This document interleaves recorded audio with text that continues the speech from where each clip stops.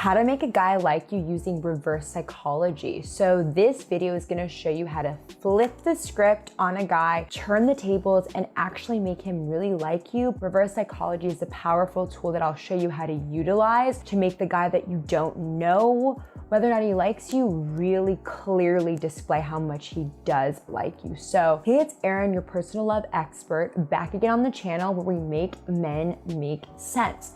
VixenDaily. If you want to learn how to make the guy you like you back using reverse psychology, then write "I'm ready" right now in the comments down below while the intro plays. This video has been requested so many times, so I hope you guys enjoy. But before we dive in, I have a very small favor to ask. If you like this video, any of my videos, anything about me, what I'm wearing, love advice, then give me a like, a thumbs up, give me a like, share, subscribe, tell people all about it. How do you make a guy like you? The reason reverse psychology works is because it's unexpected. So you don't tell people what to want, you kind of flip the script and do something unexpected, which is an appealing, emotional hot button, if you will, that you can push. And I do actually have a place where I can show you how to push that emotional hot button extremely effectively. And that is, if there is still space available, VixenInsider.com. That is VixenInsider.com, but the general principle is being unexpected is a more effective and surprising psychological mechanism, if you will, which is the underpinning of this entire video. So rather than be in a situation where you chase him and you harass and you emotionally into liking you because you think that you need him to, you want to do the opposite. You want to give the space and psychological freedom for him to choose you, for him to come to the decision on his own. And this comes naturally if you think of it like this. I only hang out if I want to. Do I want to hang out with him? Am I choosing him, and why should I? Instead of ever trying to want him to be around you because you think that you have to convince him to be around you. There's a really distinct and subtle difference here between you saying, do I want to hang out with him versus trying to get him to want to be around you. And if you need clarification, again, you can get direct help from me at VixenInsider.com if there is still space available, but this is a very important distinction that will really change everything. Number one is don't pressure for commitment. So here's the thing. A lot of women think that going the distance and being his girlfriend without him ever actually saying you're my girlfriend is gonna incentivize a man to commit. The opposite is true. Do not do things and start being his girlfriend without him actually making you his girlfriend, because he'll never do it if that's your approach. Never think that you should chase him or try different things to get him to commit. He will never commit if that's what you do. And if you're already acting like his girlfriend and it's clear that he'll never lose you, then you will end up losing him for sure. The winning mindset is giving him the space to reach for more of you. And if he agrees to the relationship you want and commits, then you commit. And if he's not, remember that you're single until he commits to an official exclusive relationship. A key understanding here is that you're single until a guy clearly articulates that you are in a committed relationship.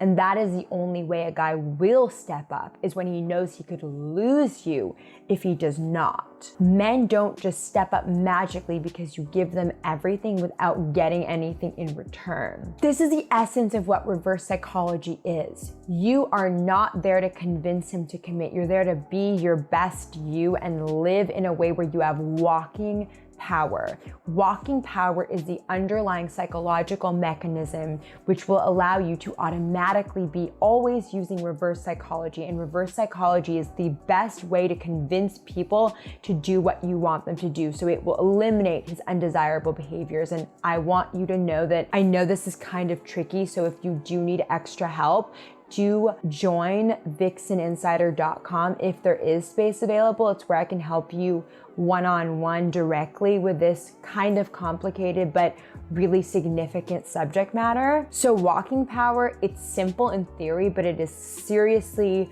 hard to fully embody. What it means is not that you threaten to walk away. What walking power means is that you, in your heart, in the privacy of your own mind, believe, if I am not happy with the way things are, if things aren't gonna go in the way I want, then I am willing to walk away. Not in a dramatic way, not in a rude way, not in a threatening way that you don't actually mean, but in a sincere way. And you're saying no thank you to what you don't want, and yes to the possibility of what you do want. Walking power is the best dating advice you can follow, the real secret to get the guy that you want, and a really strong way to incentivize him to actually step up and commit. Most relationship advice forgets the emotional triggers that actually attract men. We don't do things because others want us to. We don't do things because others tell us we should. We only do things. We only want things when we know that if we don't step up, they'll be gone. You don't try to make a man want you. You step away and you say to yourself, if he wants me, he'll step up to commit, and if not, I will walk away and do the millions of other things I could be doing with my time and my life. And always keep your options open, because when you close off your options, you become an unappealing person that has just, again, given up your walking power because you're putting the cart before the horse, committing without getting any kind of commitment back. It doesn't make sense. People only act when they feel it is their choice. So don't pressure for commitment. Do the opposite, and commitment will then come to you. When a man knows that he'll lose you if he doesn't commit, as I said, he'll step up or not, and you'll know it was never going to work in the first place. Number 2 is don't get too excited about him or try to make anything happen. Here's what happens. You get excited. You're so excited. Oh my God, this guy's gonna be so great. He's my future husband. Well, guess what happens when you think that?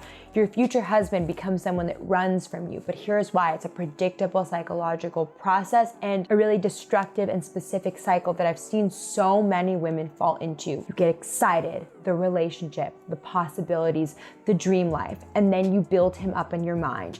You idealize him, and then you expect huge outcomes from this one person. The expectation turns into a fear of losing this really grand fantasy and fairy tale that you've built up in your mind.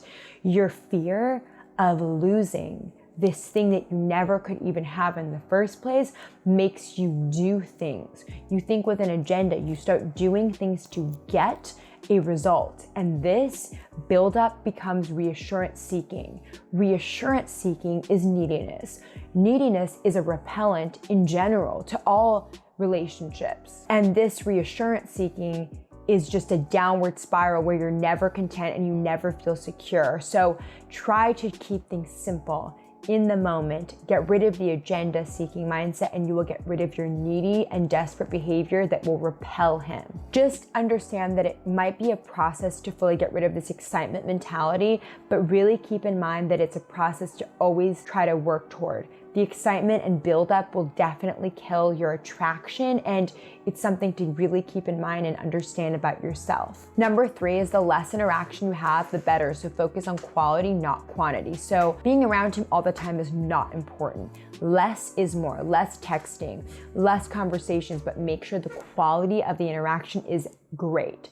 That's gonna really trigger attraction, and that will make a man feel like you're not one of the women that do this thing where they need to be around him constantly. Be occupied and entertained in your own life as well, and this will make you show up full, which will automatically attract more people into your love life. And this in turn cures that desperate energy when you have this mindset. Number 4 is be girly and feminine. If you want a man to commit to you, then you will be the only source of femininity in his life. He can't give it to himself, and you certainly don't want him getting this from somewhere else, do you? The world has been on a crusade to kind of make women abolish their feminine qualities, which is a very wrong and destructive mentality that is really hurting relationships in general. And it's really kind of sad. Men aren't looking for a competitor or someone who's combative. We already have men.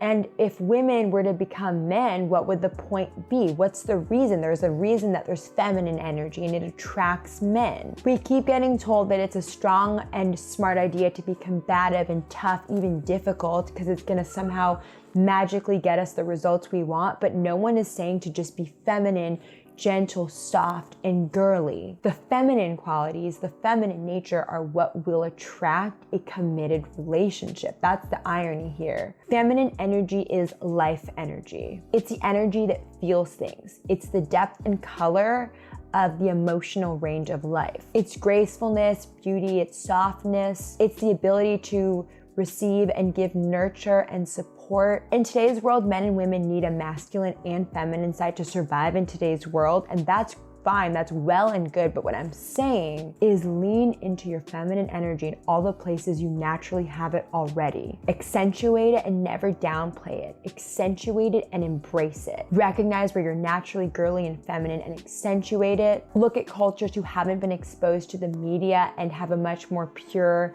perception of what's attractive and what's feminine, and that is going to be a roadmap to what you should go back to. Go back to basics, if you will. Number 5, and before I go to number 5, do join VixenInsider.com if you want help embracing your feminine instinct, because society has kind of tainted us. So VixenInsider.com is where you can get direct help from me if there is space available. Number 5 is be silly and surprising, not grown up and boring.